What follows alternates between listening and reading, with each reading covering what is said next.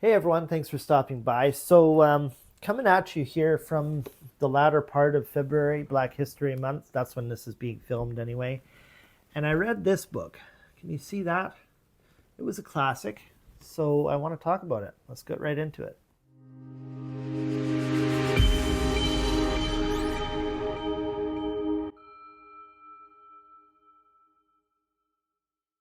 Jacqueline Woodson, Red at the Bone. This is written by a National Book Award winning and New York Times best-selling author. This lady's been around the block for a little while. I mean, she's got more than 24 award-winning books, with the bestseller being Another Brooklyn. This is the first book that I've read by her. It's a very small book. It's a novel of about 200 pages. Look at the pages. I think I read this in like an hour or two. It moves really fast, and it's a good book. I did like it. Again, it didn't like some of the other novels this month, like Colson Whitehead.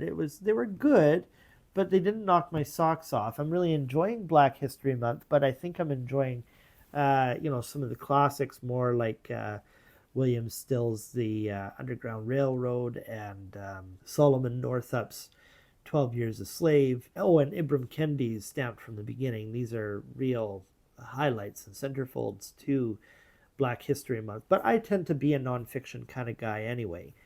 That said, I think she does a really good job of exploring certain complexities of modern life. She puts these two characters together, one of which was the descendant of the Tulsa Race Massacre. That was like Black Wall Street back in the day, back in the 20s. And these two people end up together. They have a kid, much too young, younger than they wanted to. I'm already giving away parts of this book, but the themes that she effectively communicates and sort of leaves in an open-ended way, like, how do you feel about this? It's sort of the impression you get when you read this book. She lays on you this situation where the mother has to leave her family, and not for any aggressive or what have you terrible reasons like domestic violence or anything like that. She's pursuing her own dreams. These are the themes that you get out of the book. Not a bad person and not a terrible mother, but it explores the theme of, like, well, I can't really explain the theme and its complexity without spoiling it a little bit, but I think it's important because this is the selling point of the book. I have to reveal certain things, and that is, this woman, she got pregnant at the age of 16, so now she has to grow up, and finding herself at a very tender age, and discovers that sort of going the domestic housewife route was not for her. And then of course other themes come up too throughout the plot of LGBTQ. I'm not going to say on whose side, because that'll somewhat spoil the book, but it really offers a complex take on modern life and family, and sort of escapes these binaries of, like, was she a good or a bad person. It mainly takes you out of the traditional racial and certainly gender roles that are foisted on us, and it gets you to challenge them in an open-ended way, if that makes sense.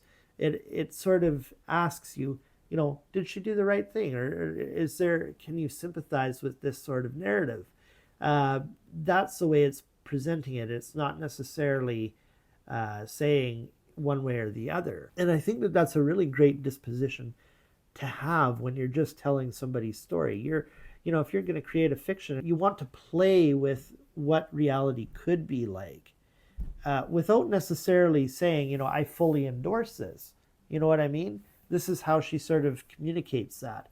And it puts you in a very cooperative frame of mind working with that sort of fiction, right? Because you can put yourself in that person's position. You can say, personally, yes, I agree with what she did, or no, I don't really agree with what she did, but I understand where she's coming from, and I can comprehend a world, I can conceive of a world where this might be, in certain circumstances, this might be okay. You know, this isn't it doesn't need to be turned into, well, she just abandoned her family and she's a horrible person. So it gets you to grapple with these terribly vexing racial and gender dynamics in a very human way. And so I don't know where I rated this. I think it was around 3 stars. It didn't knock my socks off, but it was an interesting conversation to sort of have in your head with the author. And yeah, I would like to hear your feedback on this book. I know that it was quite popular. It did get a lot of press and a lot of attention. I think it's even considered a Black History Month classic. So I would really like to know what you guys made of it. Let me know in the comments and I'll see you down there, okay? Thanks for stopping by. Hey everyone, I hope you liked this video.